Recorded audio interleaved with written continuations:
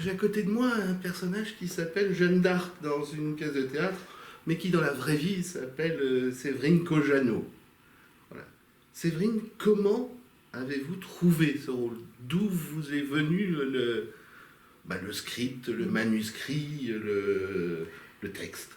Ben, j'ai eu beaucoup de chance parce que c'est une grande artiste italienne qui me l'a envoyé. Donc c'est un peu c'est un cadeau du ciel. En fait, il y a quelques années, je jouais Marie Tudor et elle était venue à Paris me voir. Enfin, non, pas me voir, elle ne me connaissait pas.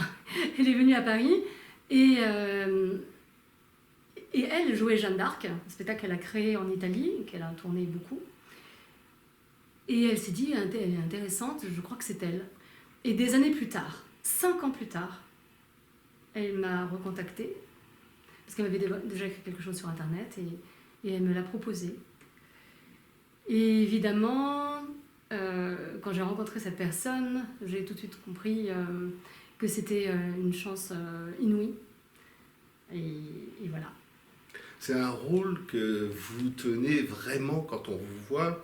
Moi, je sors de la représentation de la Générale, donc je peux dire que je suis en plein dans le sujet encore. On a l'impression que vous avez des épaules toutes fraises au départ, et puis après que vous prenez de l'expansion. C'est-à-dire qu'en fait, c'est vraiment le parcours d'une actrice qui va vers le rôle de Jeanne d'Arc.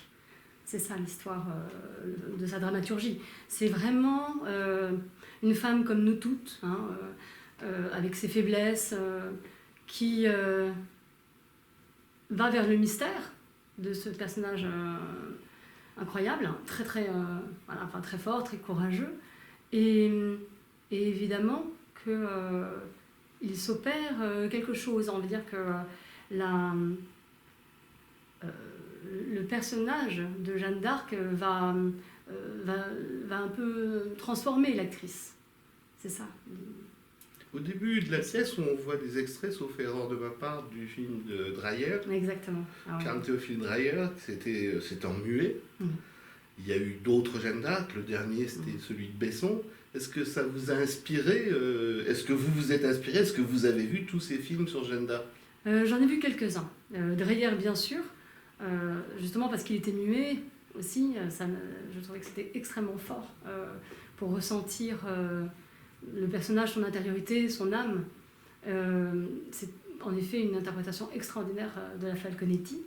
Et puis, oui, j'en ai vu que quelques-uns, mais en effet, il y en a eu énormément. J'ai essayé de ne pas tous les voir pour ne pas me faire trop influencer.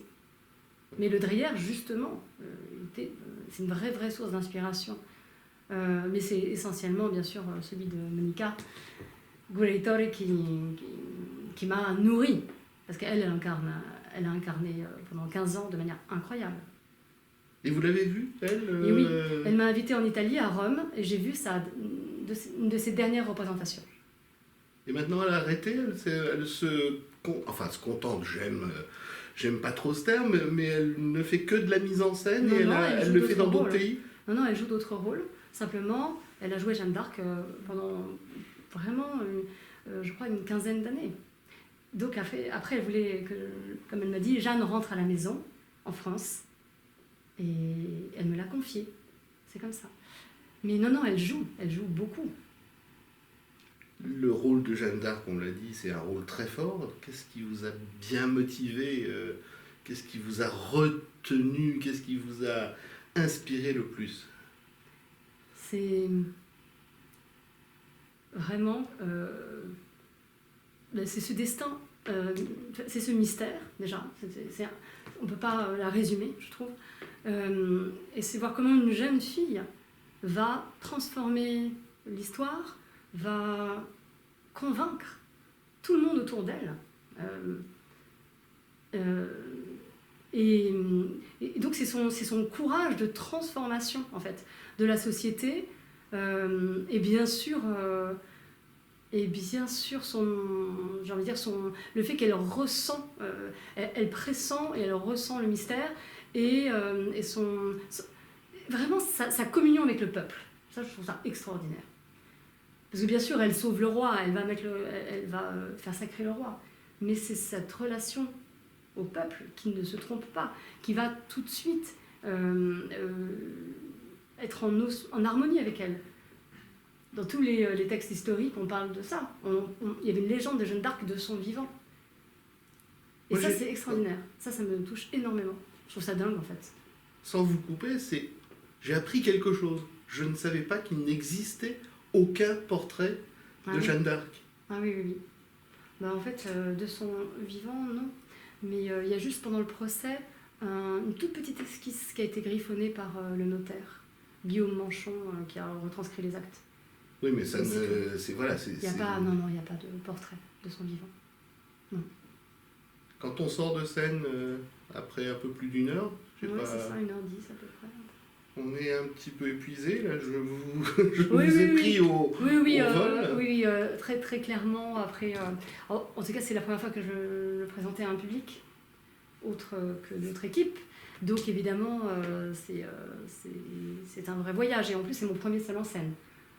Donc, c'est vraiment une expérience très particulière. Et je crois que si j'ai bien tout compris, c'était prévu il y a quelques mois, et puis ça a été arrêté par... Exactement. Ouais, ça devait commencer le 1er avril. Et donc voilà, ça a été un peu notre combat, notre guerre de 100 ans.